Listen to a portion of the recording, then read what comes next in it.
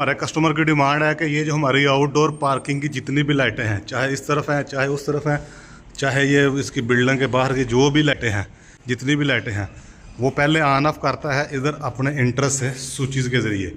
अभी उसकी डिमांड है कि इसको टाइम स्विच लगाकर कंट्रोल किया जाए ताकि कोई भी शख्स घर पर मौजूद हो या ना हो, ये लाइटें रात के वक्त खुद ऑन हो जाएं जो टाइम सेलेक्ट करेंगे, और सुबह होने पर जो टाइम सेलेक्ट करेंगे ऑफ हो जाएं।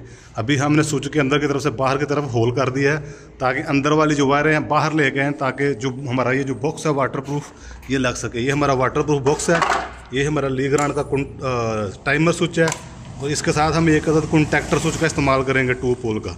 कॉन्टैक्टर स्विच का ये फ़ायदा होगा, ये जो कंट्रोल है टाइम का वो हमारा ये टाइम स्विच करेगा, और जो लोड है ये हमारे इसके ऊपर होगा कॉन्टैक्टर के ऊपर, ताकि लोड ज़्यादा भी हो या कोई स्पार्क वगैरह भी हो तो ये हमारा टाइम स्विच ख़राब नहीं होगा, सारा लोड इसके ऊपर होगा।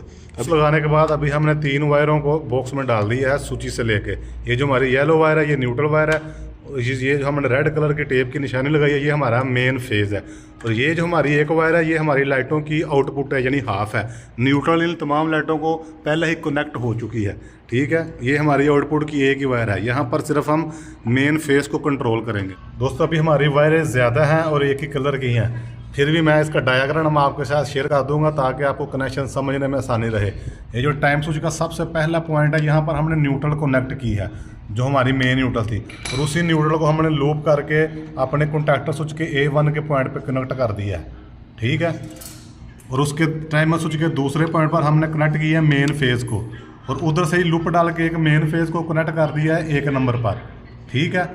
और यहाँ पर हमने एक और वायर कनेक्ट की है उसके बाद वाले पॉइंट पर आउटपुट हासिल करने के लिए। ये जो आउटपुट है ये हमने यहाँ से निकाल कर A2 पर कनेक्ट कर दिया है, जैसा कि आपको नज़र आ रहा है। हमारा टाइम स्विच ऑन होगा, हमारा कॉन्टैक्टर स्विच ऑन हो जाएगा, और ऑन होने पर ये ऊपर हमने एक ही मेन फेज़ को दोनों तरफ लूप कर दिया है ताकि कभी एक पॉइंट मिस भी हो जाए तो चलता रहे।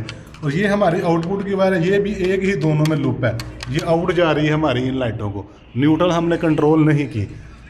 और ये 3 ऑप्शन है इसके टाइम स्विच के। अभी ये घड़ी के निशान के ऊपर है, तो यानी घड़ी के साथ कंट्रोल होगा, जो ही हम इसको घुमा के इधर कर देंगे ये 0 पर तो ये ऑफ हो जाएगा। अगर आप वैसे ही लाइटें ऑन करना चाहते हैं तो फिर हम इसको 1 पर कर देंगे, ऐसे 1 के ऊपर करेंगे तो हमारी जो लाइटें वो ऑन हो जाएंगी। ये हमारी लाइटें ऑन हो चुकी हैं, और अभी हम इसको वापस घड़ी पर कर दें ताकि ये टाइम के साथ कंट्रोल हो। टाइम की सेटिंग करने के लिए छोटे स्क्रू ड्राइवर की मदद से इसको सेंटर से पकड़कर ऐसे आगे की तरफ घुमाना है, पीछे की तरफ नहीं घुमाना आप लोगों ने। अभी हमारा जो मौजूदा टाइम है वो 4:15 हो चुके हैं, और निशान बना हुआ है एरो का, ये वाला। जो टाइम इसके बराबर आएगा वो टाइम काउंट होगा। टाइम सेलेक्ट करने के बाद यानी जो हमारा अभी मौजूदा हमारी घड़ी पर टाइम है और जो हमारा टाइम स्विच का टाइम है वो बराबर हो चुका है। अभी हम जिस टाइम पे अपनी लाइटों को ऑन करना चाहते हैं उस टाइम की पिनों को बाहर की तरफ पुश कर देंगे जितनी देर तक हम उनको ऑन रखना चाहते हैं। इस तरह स्क्रू ड्राइवर की मदद से हम उन तमाम पिनों को जितने घंटे के लिए हम लाइटों को, एंड जिस तरह हम शाम 6 बजे से लेकर सुबह 7 बजे तक अपनी लाइटों को ऑन रखना चाहते हैं, तमाम पिनों को सिर्फ बाहर निकाल देंगे इस तरह, जैसा कि आपको नज़र आ रहा है। तमाम पिनों को बाहर निकाल दें।